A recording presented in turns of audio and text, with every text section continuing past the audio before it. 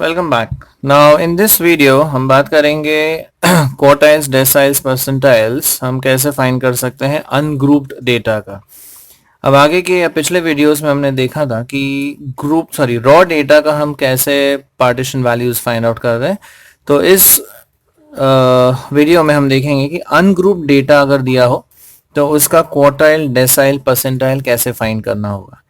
अब जैसे कि हमें पता है कि अनग्रुप डेटा में वेरिएबल x की वैल्यूज दी होंगी और साथ ही फ्रीक्वेंसी दिया होगा। तो ये दो कॉलम्स तो हमें ऑलरेडी प्रोवाइडेड होंगे और हमें एक और कॉलम प्रिपेयर करना है। इसमें वो है लेस देन CF, मतलब लेस देन क्यूमुलेटिव फ्रीक्वेंसी।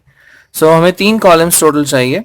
एक तो वेरिएबल x जो है वो विच वुड बी गिवन, दूसरा है फ्रीक्वेंसी, वो भी दिया होगा, और जो तीसरा कॉलम है वो है लेस देन क्यूमुलेटिव फ्रीक्वेंसी। अब इसमें ध्यान दीजिएगा कि x का जो वैल्यू है वो होना चाहिए असेंडिंग ऑर्डर में। तो ये एक सबसे इंपॉर्टेंट पॉइंट है कि x की जो वैल्यूज है वो असेंडिंग ऑर्डर में होनी चाहिए। और सपोज हमें अगर रीअरेंज करना पड़े तो फ्रीक्वेंसी भी उसके साथ मूव करनी होगी। So x has to be in ascending order.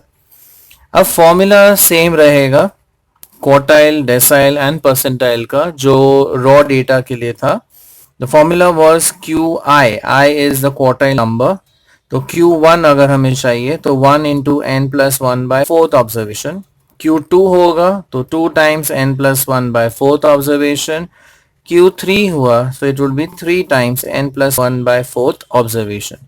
वैसे ही डेसाइल में अपॉन 10 होगा, परसेंटाइल में अपॉन 100। अब आपको ऑब्जर्वेशन नंबर तो मिल गया। अब इसे हम लोकेट करेंगे लेस देन CF कॉलम में। तो ये जो ऑब्जर्वेशन नंबर है आपको कहाँ लोकेट करना है? लेस देन क्यूमुलेटिव फ्रीक्वेंसी वाले कॉलम में। और वहां से जो करस्पॉन्डिंग वैल्यू होगा x का, that will represent your partition value. So एक बार आपने ऑब्जर्वेशन नंबर फाइंड आउट किया, उसे फिर आप CF में लोकेट कीजिए। एक बार उसका पोजीशन मिल गया तो वहां का जो करस्पॉन्डिंग x वैल्यू होगा that would give you your partition value which would be the quartile और डेसाइल और परसेंटाइल। ओके, अब हम इसको एक एक्सप्लेन करते हैं एक एग्जांपल के हेल्प से। So let's find out all these values with the help of an example. Fine, now let's take an example जहां पे हमें फाइंड करना है Q1, Q3 and we also have to find D7 and P20। तो ये रहा आपका ungroup data, IQ दिया हुआ है और नंबर ऑफ चिल्ड्रन। अब अगर हम ध्यान से देखें तो IQ का ऑर्डर हमें रीअरेंज करना पड़ेगा because it has to be in ascending order. तो 70, 80, 90, फिर आएगा 100, फिर 110, फिर 120, फिर 30, 130 एंड लास्ट में 140। एंड जैसे हम ये रीअरेंज करते हैं तो उसकी फ्रीक्वेंसी भी उसके साथ हमें मूव करनी होगी। तो पहले हम रीअरेंज्ड टेबल बना लेते हैं। सपोज हमारा IQ जो है उसको हम डिनोट करते हैं x से। सो पहला कॉलम आएगा x, so we just write down x। फिर साथ में हम लिखेंगे फ्रीक्वेंसी और तीसरा कॉलम हमें जो चाहिए वो है लेस देन क्यूमुलेटिव फ्रीक्वेंसी। सो पहले हम अरेंज कर लेते हैं IQ वैल्यूज को। तो पहले 70, उसके साथ फ्रीक्वेंसी है 2, फिर है 80, 80 की फ्रीक्वेंसी है 8, फिर आएगा 90, 90 की फ्रीक्वेंसी है 15, 90 के बाद आएगा 100। ओके, सो 100 और उसकी फ्रीक्वेंसी है 26, 100 के बाद 110।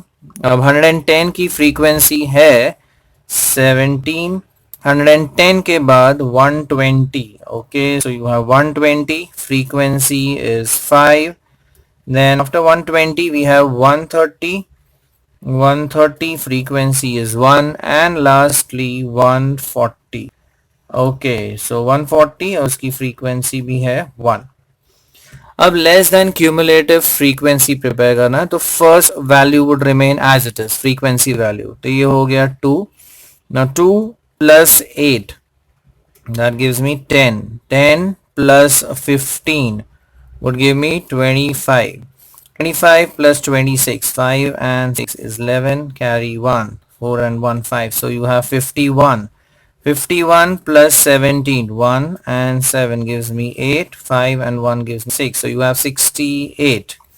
68 and 5, that gives me 73.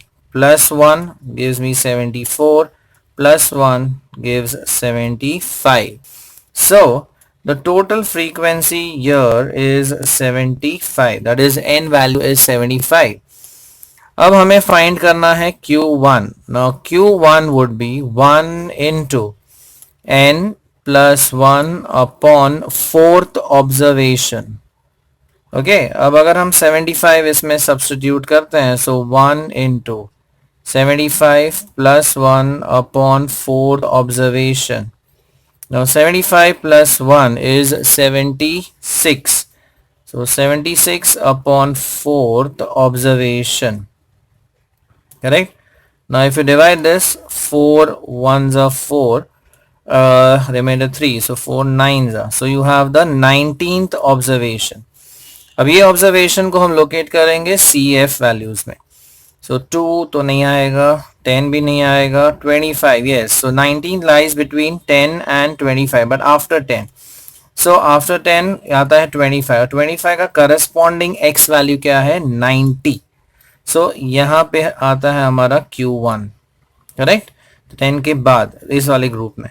So you have 90 as the answer. So Q1 value is 90. Okay अब ऐसे ही हम Q3 फाइंड कर सकते हैं. सो Q3 would be 3 times n plus 1 upon fourth observation.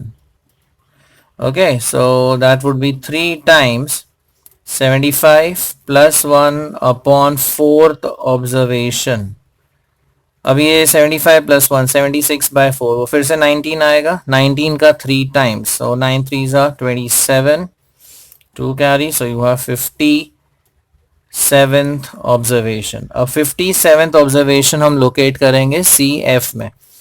So 25 के बाद 51 नहीं, यहाँ भी नहीं आएगा, इसके बाद आएगा. So यहाँ पे आपका Q3 लाई करेगा. So Q3 value will be, okay, after 51, yeah. So the corresponding value is 110. So Q3 का आंसर है 110. अब ऐसे ही हम फाइंड करते हैं D7. Okay, let's check for D7.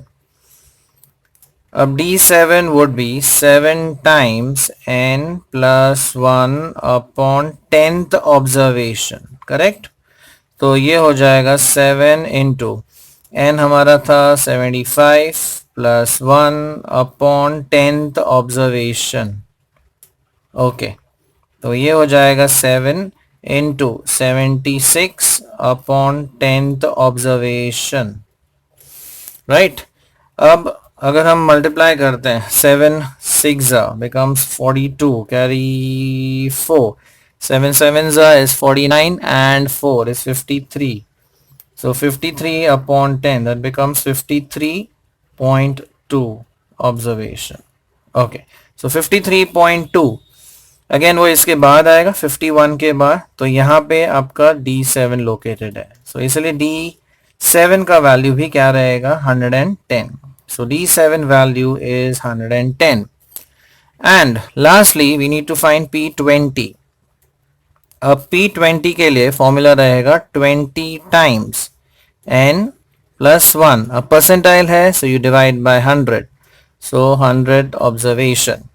So it is 20 into 75 plus 1 upon 100 observation. Okay, अब ये 20 अंदर मल्टीप्लाई कर देते हैं. So 20 into 76 upon 100 observation. Okay, now if I cancel this 0, now 76 into 2, so 6 2s are becomes 12, carry 1, 7 2s are 14 and 1 is 15, and upon 10, so 15.2. Okay, so we have to locate 15.2 observation. So ये आएगा 10 के बाद, correct, यहाँ पे. तो यहाँ आपका लाई करता है P20. ओके, और करस्पॉन्डिंग वैल्यू 10 के बाद वैल्यू क्या हो जाती है? 90. तो इसका वैल्यू आ गया 90. So this is how you obtain quartiles, deciles and percentiles for ungrouped data. Now in our next videos, we'll be seeing how to calculate partition values for group data. Hope you enjoy our videos. Thank you.